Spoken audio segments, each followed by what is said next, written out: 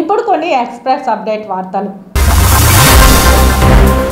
గతంలో వైఎస్ రాజశేఖర రెడ్డి ముస్లిం సామాజిక వర్గానికి 4% రిజర్వేషన్ తీసుకొచ్చి అమలు చేశారని, దానిని ప్రస్తుత ముఖ్యమంత్రి కొనసాగిస్తున్నారని, దీనిపై బీజేపీ ప్రభుత్వం రానున్న ఎన్నికల అనంతరం ఈ 4% రిజర్వేషన్ రద్దు చేస్తామని వేదికల్లో చెప్పడం అన్యాయమని వైఎస్ఆర్సీపీ ముస్లిం మైనారిటీ విభాగం జోనల్ కోఆర్డినేటర్ సయ్యద్ రఫీ అహ్మద్ కాదరి అన్నారు. అయితే జగన్మోహన్ రెడ్డి మళ్లీ ముఖ్యమంత్రి అయితే ఈ 4% రిజర్వేషన్ అలాగే కొనసాగిస్తానని, ముస్లిం అభ్యున్నతికి కృషి చేస్తానని చెప్పడం గర్వనీయంగా ఉందన్నారు. సోమవారం ఉదయం తిరుపతి ప్రెస్ క్లబ్ లో ఏర్పాటు చేసిన మీడియా సమావేశంలో ఆయన మాట్లాడారు.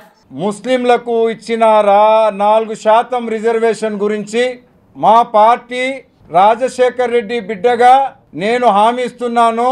ఈ 4% రిజర్వేషన్ తీసే ప్రసక్తే లేదు.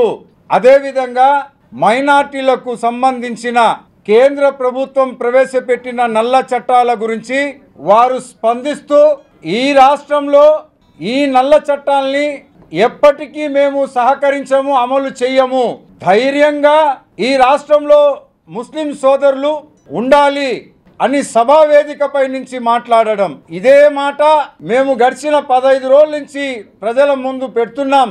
ముఖ్యంగా నిన్న ధర్మావరంలో జరిగిన కూటమి సభ, ఆ సభలో కూడా కేంద్ర హోంమంత్రి గారు మైనార్టీల రిజర్వేషన్ గురించి ఖచ్చితంగా మేము అధికారంలో వస్తే తీసేస్తాము, అదేవిధంగా దేశ ప్రధాని గారు నా ప్రాణం ఉన్నంత వరకు నేను అని చెప్పిన తర్వాత కూడా, ఈ మాటలు వినిన తర్వాత కూడా, మా నాయకుడు చెప్పిన మాటలు వినిన తర్వాత కూడా కూటమిలో ఉన్న ముస్లిం సోదరి సోదరులకు సూటిగా ప్రశ్నిస్తున్నా, మీలో నిజంగా మీరు ముస్లింలేనా?